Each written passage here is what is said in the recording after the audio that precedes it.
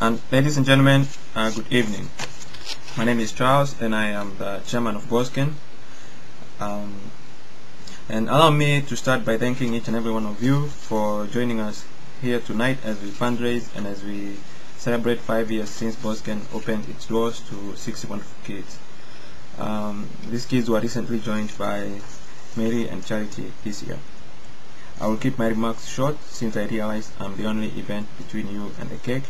And I also realize I'm the only event between you and DJ Easy. If you really like my remarks tonight, please write an extra check to us. Just make it to BosKen.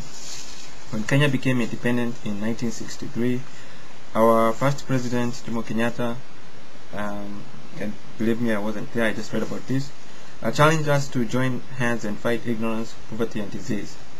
About 40 years later, our communities are still being torn apart by ignorance, poverty, and disease.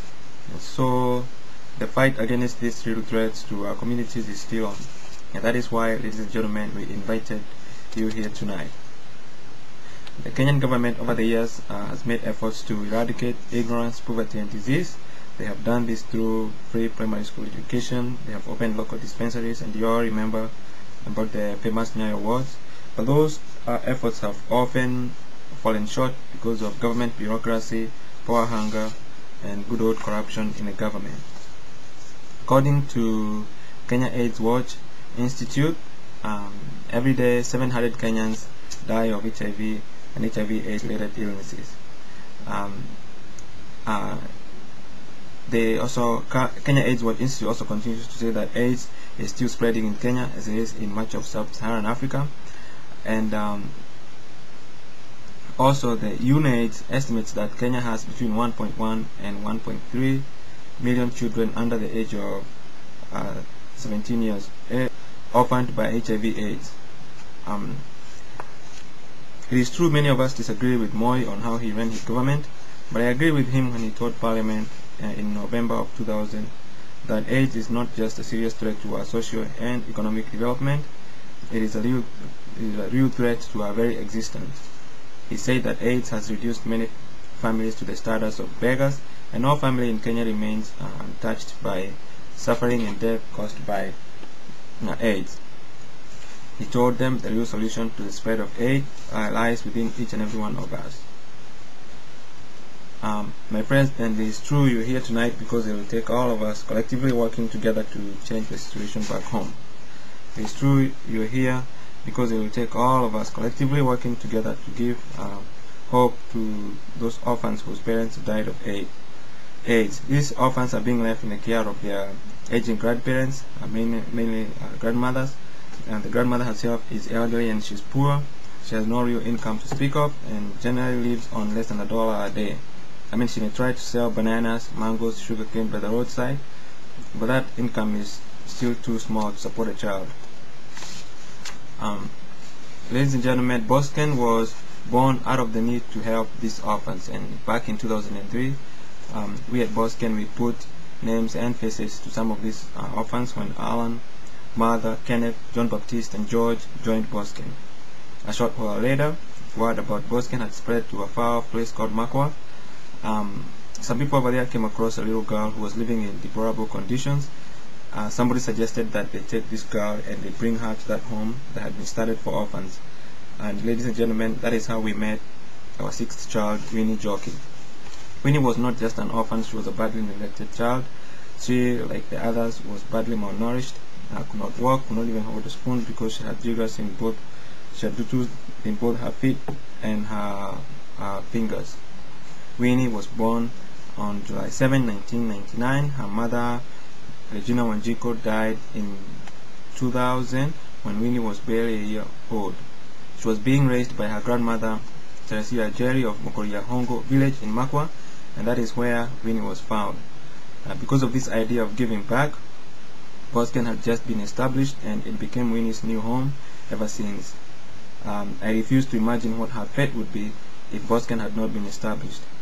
Since BosKen opened its doors in 2003, it has been embraced by the whole community as a source of hope.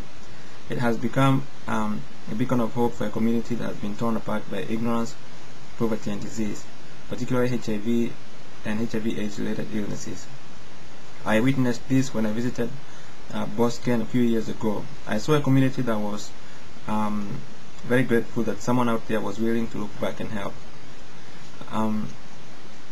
Ladies and gentlemen, we succeeded at establishing a center and making it making it a home for these orphans. This is the goal we set in that first meeting in 2003, but it has not been without challenges in these past 5 years. The most significant challenge we face is raising funds, and that is why I would like to take this opportunity to ask for your help. I would like to ask you for your financial assistance tonight so that we can help keep BosKen going. But you see, most organizations just ask for the members and supporters for financial help, but in BosKen we believe in asking not only for your financial help but also for your ideas on how we can do things better.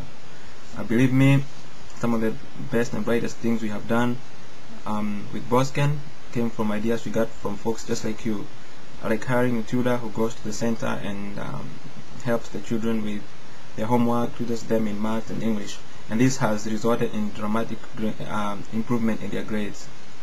So please give us your financial assistance so that we can keep hope alive for Winnie and the rest of BosKen children. Please give us your financial assistance so that we can continue to keep a roof over BosKen's children, so that we can continue to clothe them and feed them, because in 2008 no 3-year-old Kenyan orphan should be going to bed hungry.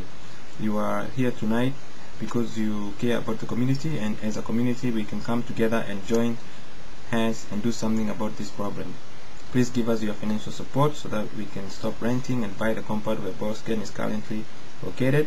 We can buy that compound or buy a bigger compound with better facilities for BosKen. We can dream about buying that compound or a bigger compound than that one, because Ronald Reagan used to say America is too great for small dreams. That is why we should not just dream about renting. We can buy the place, and ladies and gentlemen, with your help we can buy that compound for BosKen. Please give us your financial support, because if we had enough money in our budget we can expand our programs to reach the other Winnies out there in the villages who still need our help. Because the need is still there. We still get reports that people come by the center and ask if we have space for more kids, but we can't take more kids right now because we are constrained by our budget and the space that we have. Above all, ladies and gentlemen, please give us your support so that we can continue to steer the lives of Martha, George, Charity and Winnie and the other BosKen kids towards a bright future. You can ensure a bright future for these children by becoming a BosKen contributing member. And also, ladies and gentlemen, please watch out for our letters, emails and text messages, and visit us on our website bosken.org, and also you can join us on Facebook, or watch out for our videos on YouTube. Last but not least, you have shown that you care about this community, and you have shown that you care about the community back home by coming out here tonight. And above all, you have shown that you deeply care about those who come into this world and turn out to be much less fortunate than you and me. So on my behalf and on behalf of BosKen organization, I want to thank you from the bottom of my heart. And thank you for listening, and God bless you.